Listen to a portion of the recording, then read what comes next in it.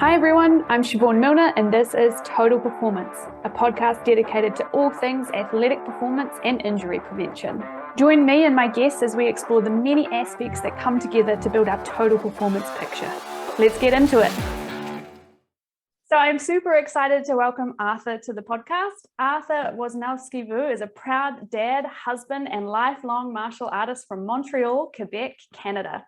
He has competed regionally and nationally in karate, and when 18, suffered a knee injury resulting in surgery and a lengthy rehab process. He got back to competing afterwards, but only for a short while until he got busy with pursuing his university bachelor's and professional master's degrees in physiotherapy at McGill University. After a few years of clinical practice and several continuing professional development courses, Arthur became very interested in understanding pain according to the latest science and how best to manage it and provide rehabilitation. This led him to reduce his clinical hours and go back to McGill University.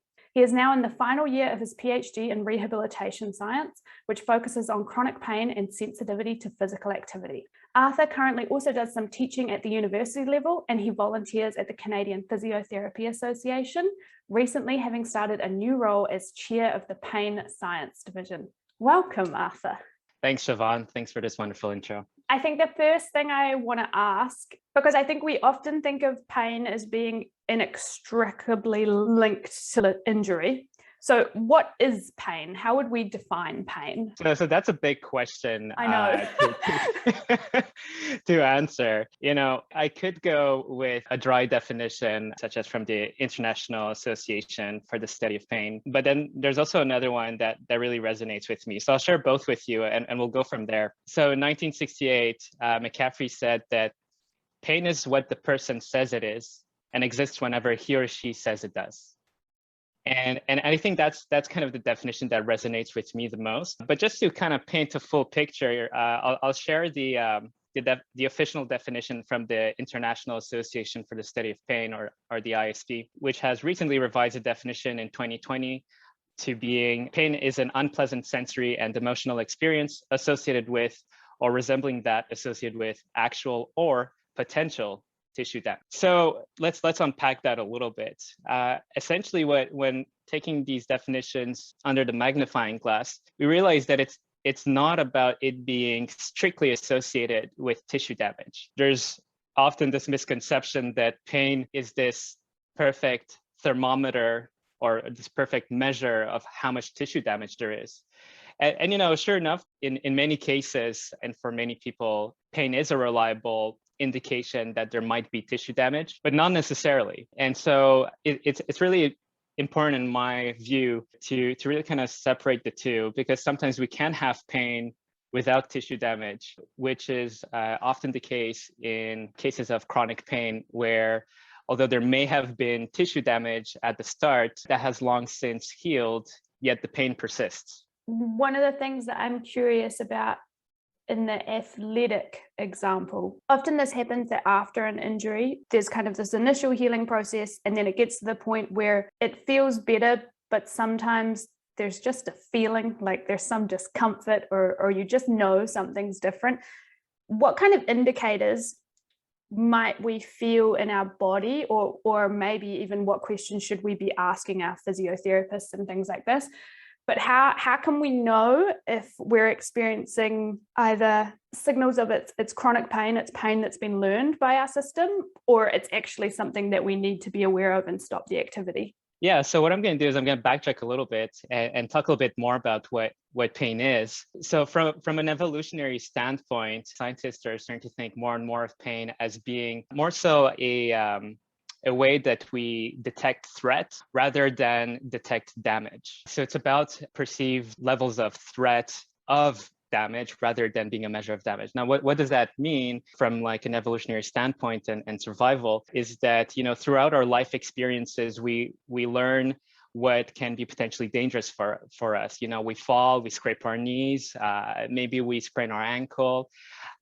We can have a number of experiences through our life, and the people that we grow up with really kind of influence what we learn pain to be. But ultimately, it's for the body to protect itself from a survival standpoint by recognizing what's threatening to the body and what could be a sign of damage. However, that process where, the body learns when to produce pain and when not to is not necessarily a perfect one. And you can have this kind of alarm system come out in situations where it's more of a warning that you are about to enter into a threatening situation, or that you're kind of pushing the limits, and that should you go any further, then the threat value increases, because now you might actually be going into a risk of tissue damage.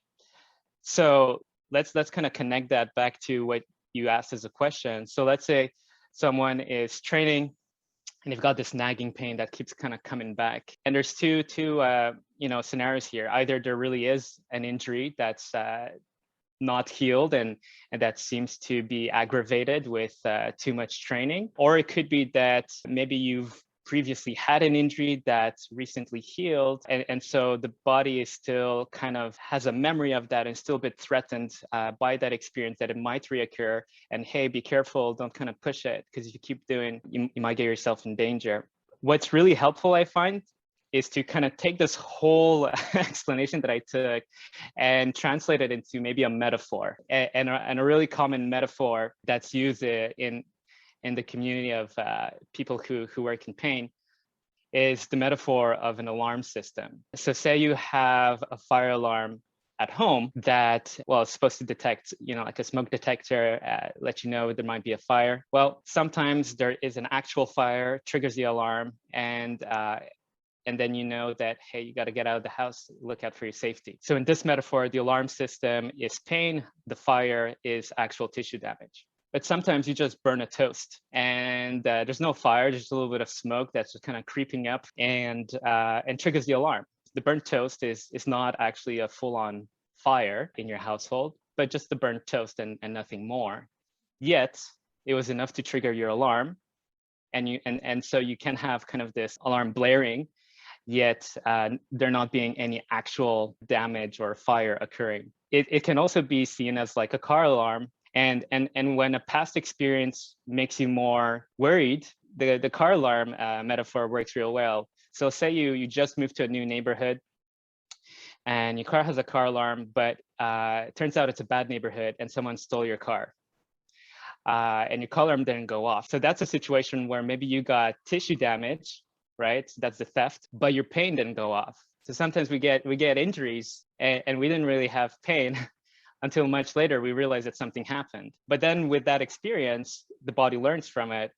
And in this metaphor, well, the next car you get a car alarm, but you crank that sensitivity right up. But you might have been a little bit too worried, and so you may have cranked it too high. There might be just some kids playing in the neighborhood, and their basketball just kind of bumped the car lightly, and the alarm goes crazy. But that's just because you kind of crank that sensitivity up. I'm wondering, like, this particular, the latter example reminds me a lot of particularly what I see in athletes, usually younger athletes, who end up with shin splints or medial tibial stress syndrome, and they just get that pain along that inside of the shin that the second they start doing something, and even if it's a really low amount of load, and even if they've been doing all their strength and everything, and it is okay, obviously we can't say yes, this exact example is that, but how do you identify if you're in that latter group and it's that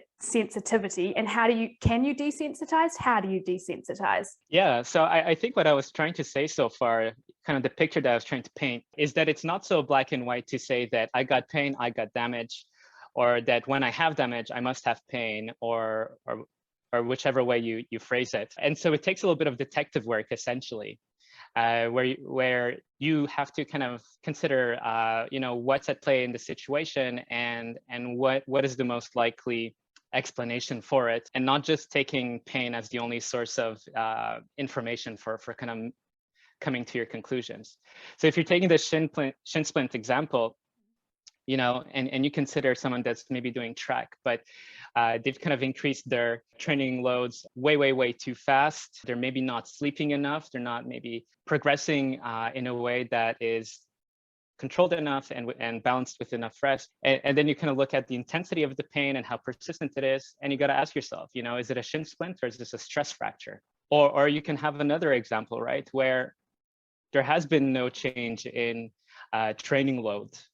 You are getting sufficient rest. You haven't done any particularly hard training. You haven't had any falls or accidents or impact, and you've organized your overall training program in a way where you cycle through periods of rest and all that, and so it becomes less and less likely that you've kind of caused some real worrisome damage. So where's that pain coming from? And so maybe here's a situation where it's just getting sensitized for other reasons. Maybe it's just at the level of inflammation. And of course, if something is really kind of in that gray zone, you can consult a medical professional. Maybe you want to do some tests, maybe some x-rays, maybe some bone densitometries to really be sure whether there's a stress fracture or not. And then you could get some clarity on that. But it is essentially a bit of detective work. And at the end of this, you might realize that, hey, all the test results came out normal, and yet the pain is still there. And where you don't want to be is stuck into thinking of like, oh, they must have missed something, because it could just be that that area got sensitized, and you're just kind of having these warning signals kind of going off, just kind of like the alarm system going off with just a tad bit of smoke, but there's no actual fire. From there, you can go through some strategies to desensitize it. Right. So you can, you want to make sure that you consult a health professional who's qualified, comes from a regulated profession that ensures that they're using good, up-to-date science to guide how they do treatments, as opposed to outdated ideologies that may have been already, I don't want to say disproven, but unsupported by science. And in most cases, a physiotherapist is a good bet. And and if you have a physiotherapist who's well-trained, well-informed with the pain science, and then you can have some good strategies in terms of how you modify your training and build back up. Not to oversimplify things, but part of it is about kind of recognizing, what's too much, what's too little, what's the right amount. And just as with training, it's about kind of building up a consistent progression so you can kind of build yourself back up, so you have a bigger threshold, so you can do more before you kind of get those warning signals. So you kind of recondition your body to only trigger an alarm later on rather than too early on. What I often see when people come to me, people obviously come to me later in their rehabilitative process, because I'm not a physiotherapist, I'm a strength and conditioning coach and an exercise physiologist. But I often see that what has happened is people have not loaded appropriately. They've just gone straight up rather than grading things. And you can't forget that, pain is influenced not just by kind of like how you do your training or what's happening physically. There's psychological factors, social factors, any type of factors that are a part of your life will influence pain experience. There's sometimes this misconception that pain is just this nerve signal coming from that body part, and all your brain does is just read that signal. But that's not true. We've got a lot of research and science kind of showing that, in fact, it's more so that the brain kind of collects a bunch of information, and one of those areas that it collects information from are the nerves that are connected to your body parts. But it also kind of takes into context what's kind of going around, your past experiences. It's influenced by how your body is in general. And when you think about, psychological stuff, it's, thoughts and feelings are not just something that exists in thin air. Thoughts and feelings are action potentials. They are nerve signals as well. They are biochemical reactions in the body. They influence your hormone levels. They influence your nerve activity. They activate different parts of your brain.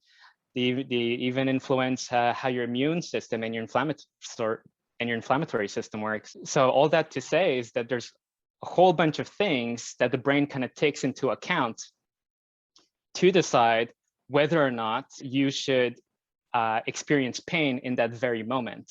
Training load is, of course, really important to take into consideration.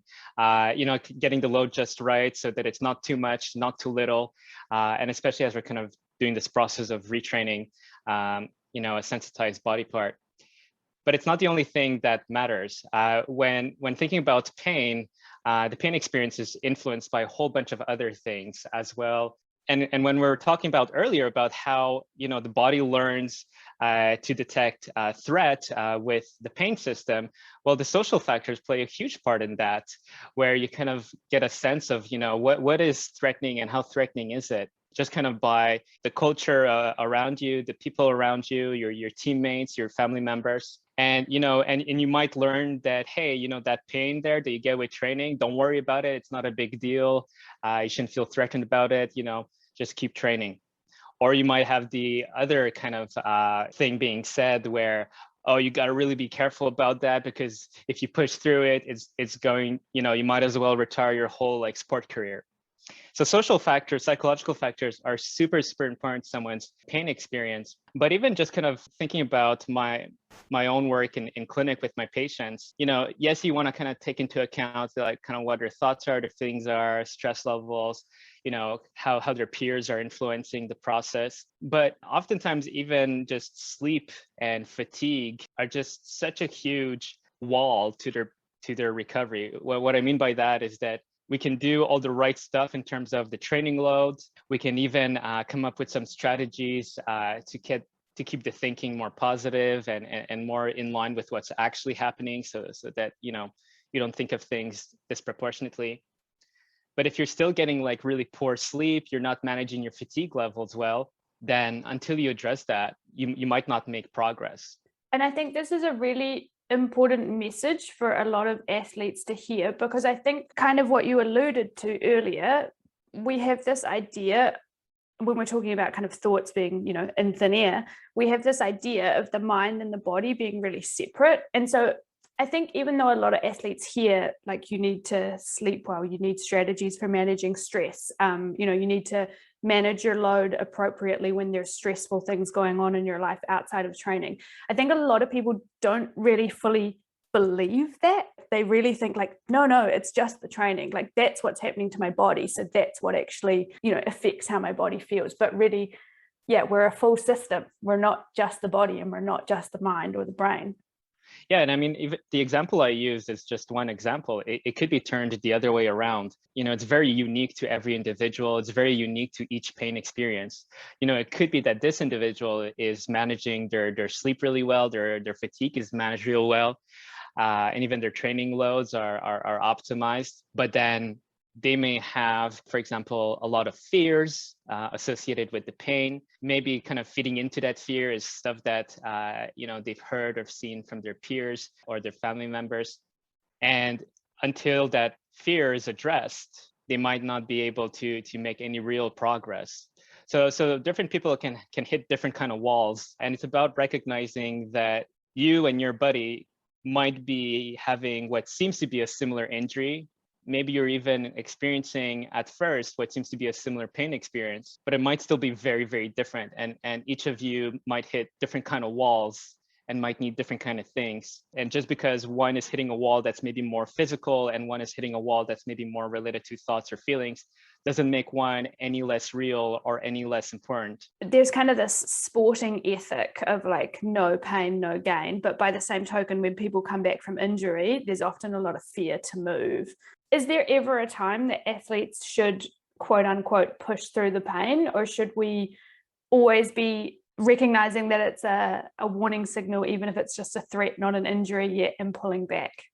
I feel kind of this is a thing that I'm coming back to from time to time here is to move away from any like black and white thinking. Yeah, for sure. To thinking more towards kind of these more like nuanced and messy ways of thinking about it that are more closer to reality.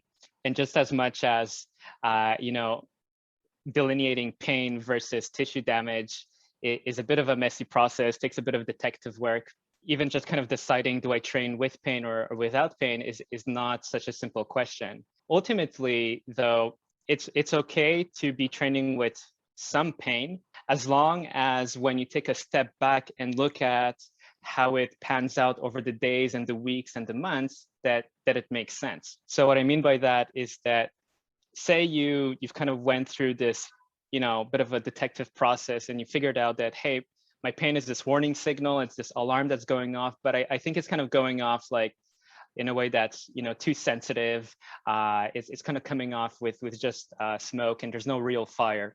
And so you decide that it's okay to, with the guidance of a physical therapist, for example, you decide that it's okay to train with some level of pain. And then there's a couple of scenarios that can happen from there when you take a step back and look at the big picture. Maybe you're training with some pain, and then every other time, the next day you train, and the next day after that you train, there's more.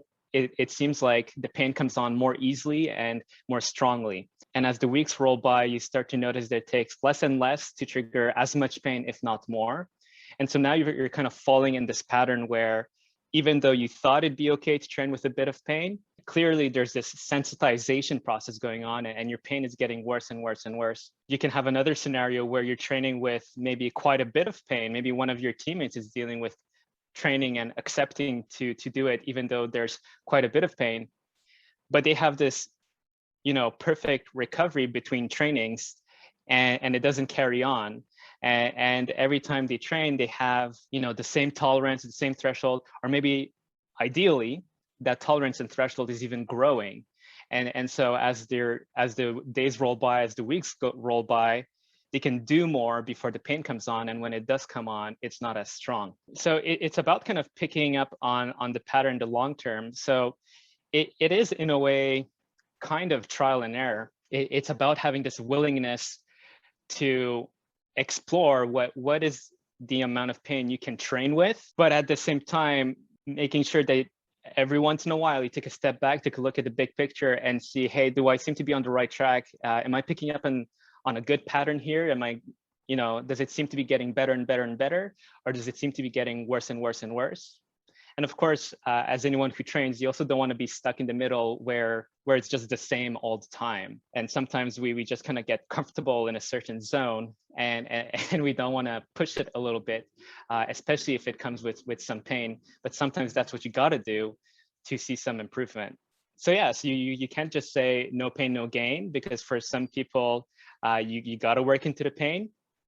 But you can't just say, you can't just put like a black and white statement and assume it's going to be true for that person. You got to experiment with it. You got to figure out what works for you, and ideally with the guidance of someone who is qualified to guide you in it, to help you keep an eye on things, to make sure that not only is there a good pattern with your pain levels, but that overall there's no clues or indications that maybe you are driving yourself towards risk of injury. I really appreciate you saying what you say about, avoiding the black or white statements, because I think that's seductive to athletes and scientists sometimes, but you're right, reality is messy and everyone's different. And I think what really kind of complicates the picture is that there's a lot of individual variance. So what I mean by that is that from one person to the next, there's a bunch of factors that will influence, what's the right approach for that person. We talked about psychological factors, we talked about fatigue, sleep, we talked about training load, but of course, genetically, that also is a huge part of kind of what determines how our body functions, how we function in terms of, the pain system and risk of injury. I think it's sometimes more easy to think of that in terms of training, where you think like, oh yeah, this person got some good genes, they're getting strong real fast, they're really kind of built for this sport, and oh yeah, he's got like, a really good mindset, he's training real consistently and found what works, found the kind of training that works for him. Some other person will go and try to do the exact same training and they're not going to get the same results, or they'll get injured. Well, this same idea applies to pain as well. Different people will have different thresholds for what's going to, trigger pain, or different tolerance for how much they can do before there is injury. And it'll also be very different in terms of, you have pain, but does it mean injury? Right? For some people, it is a very precise system, and for some people, it's completely inaccurate. And so it becomes real tricky if you start kind of talking to your teammate who maybe had a similar injury, and you're trying to kind of just figure out that way, oh, well, he was able to train with a bit of pain, so I'm going to try to do that too. But then you might have two completely different outcomes. As we're talking about this topic of like black and white, I'm going off on a tangent now, but I like tangents.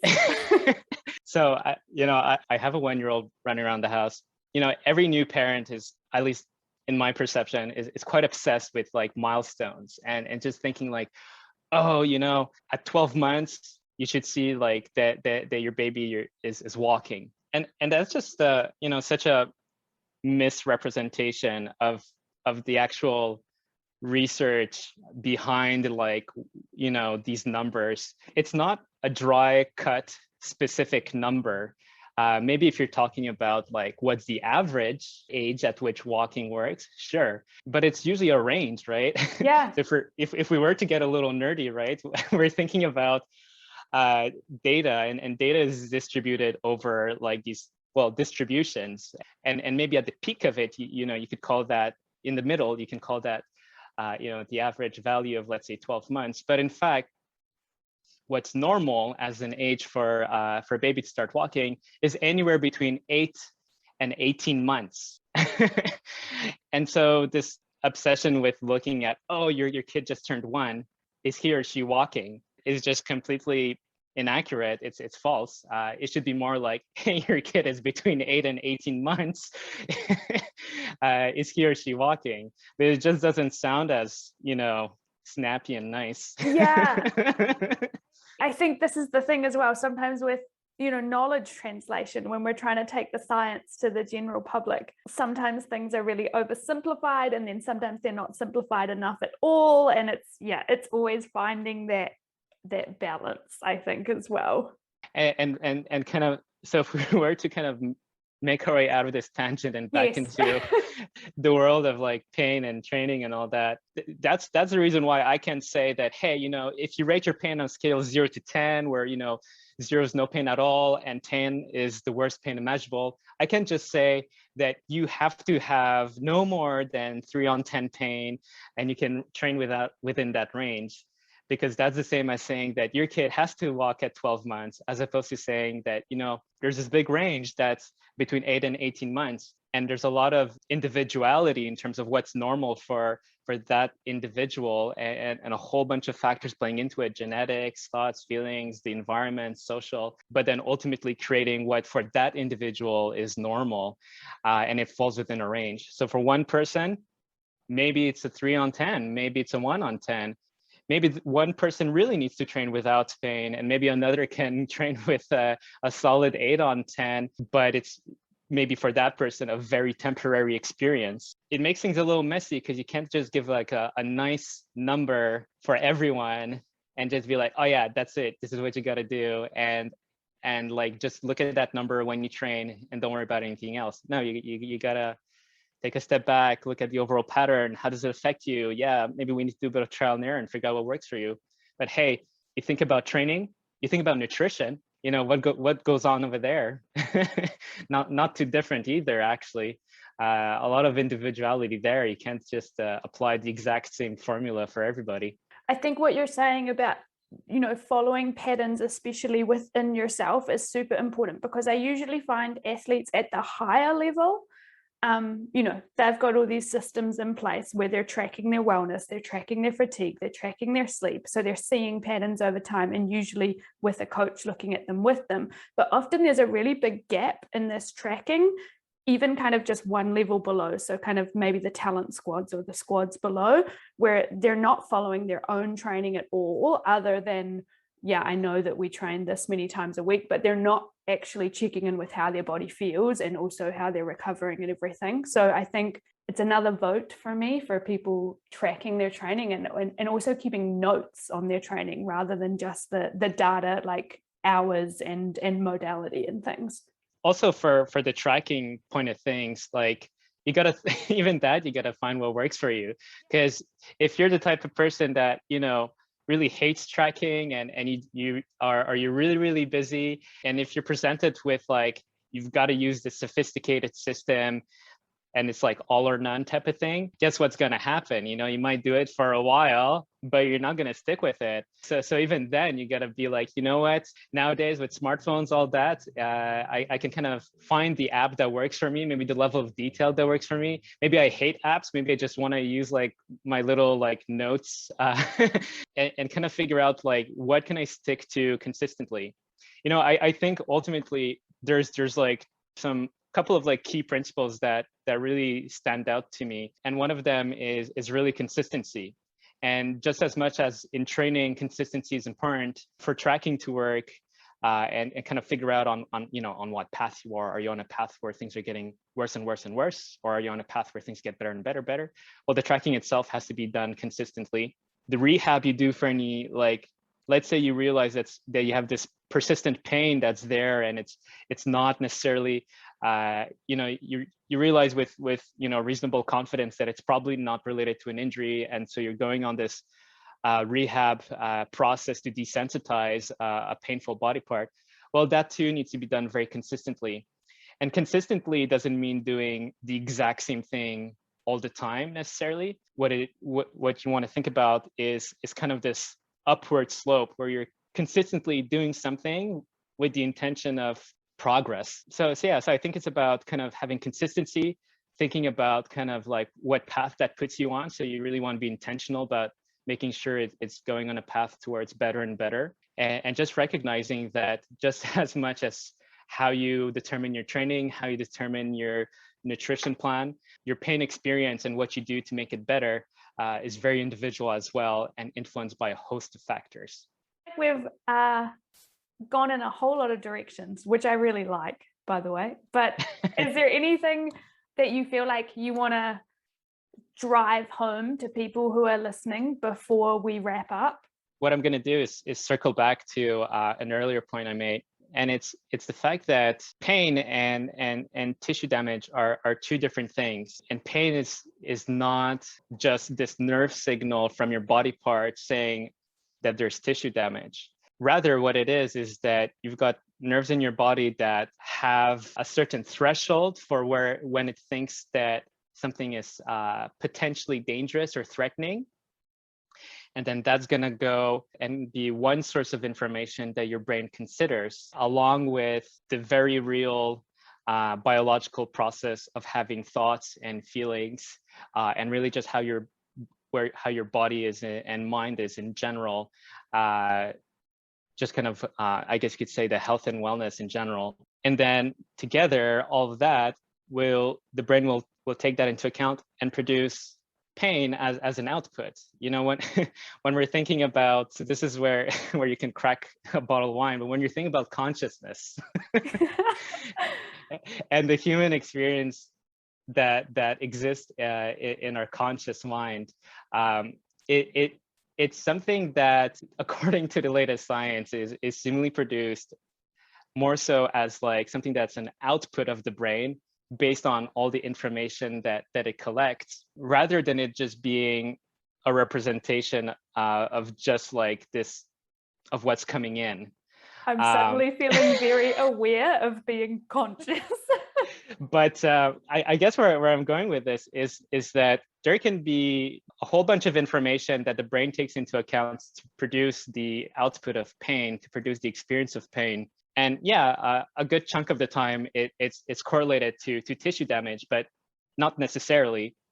Sometimes it could be there without it. If you have pain and there's no tissue damage, or if you have pain that is there for whatever reason, it doesn't make the pain less real. You can't have someone else decide for a person whether or not they're in pain. If a person says that they're in pain, and there's no way to disprove that. There's no brain scan that can prove whether a person is in pain. There's no blood test. There's no X-ray or MRI that can say whether or not a person is in pain. Only the person experiencing the pain can tell you that they have pain and how much of it that they have, and what contributes to it, what underlies that pain.